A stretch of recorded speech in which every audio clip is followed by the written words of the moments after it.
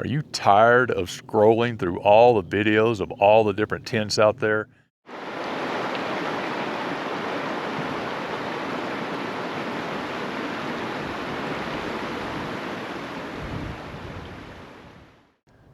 But first, I want to say howdy and welcome to Me and Her After Kids. We're an over 50s couple that ventures all over Colorado and Texas and Oklahoma and just wherever we would just want to go and wherever we want to camp.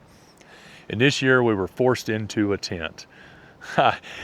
It's a long story and I'm not going to bore you with it, but you can watch so many other videos that I have that tells you all about it.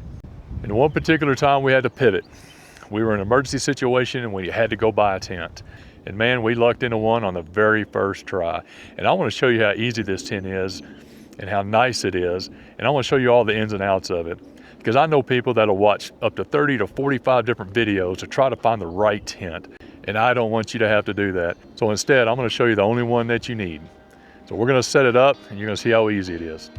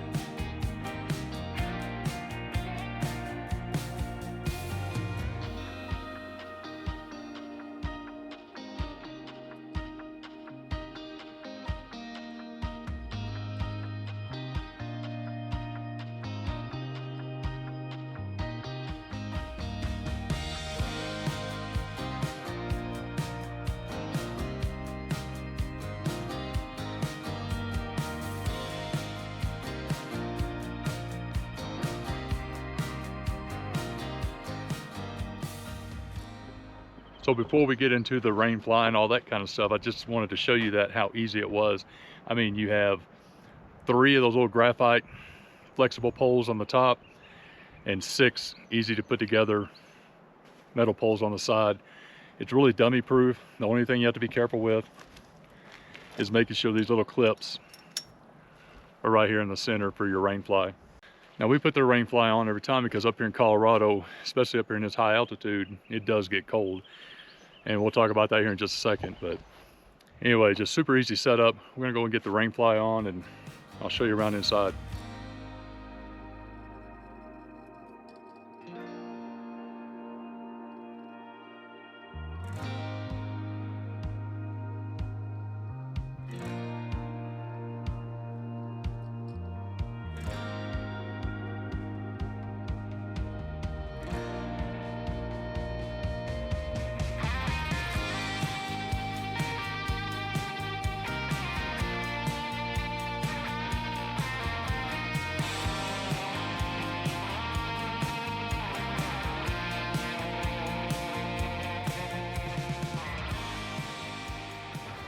So this is actually a 14 by 10, 5 windows, and a nice big zip door. You may ask yourself, why do 2 old people need a 14-foot tent? Well, if you hang around, I'll show you here in just a second. But it's got 2 of these little mesh compartment things, one on each side of the tent that you can store your stuff in. A place to hang your lantern, and it also has a nice little net thing that goes around right here that you can use for cargo stuff, but man, I hit my head on it. It is 80 inches tall right here in the center, which I'm 6'3", which I got plenty of room where I can still change and I don't have to be all hunched over and duck down and all that. Now there are easier tents out there to set up. They're the ones that you pull right out of the bag, throw in the air, and it pops right up. But we needed something bigger, and we needed something a little bit more stable. That's why we decided to go with these metal post sides. And one of the key features that I like about this is this right here.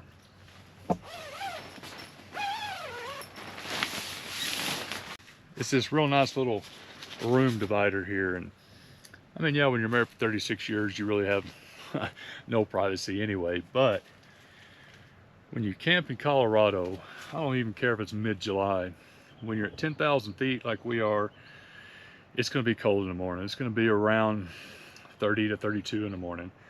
So what we do is we put buddy heaters on the other side, and this will help keep the wind coming from this side. It'll keep the heat over there, help keep us warm a little bit throughout the night.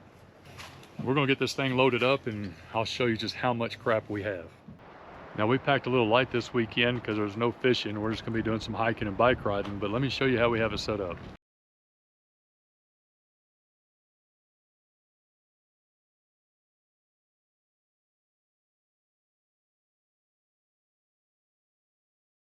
So you see, we need a size that big to haul around all of our junk.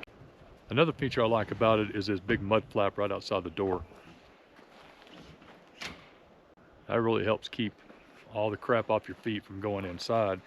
One thing I do wish it had though was this right here. I wish it had another little loop or something right here.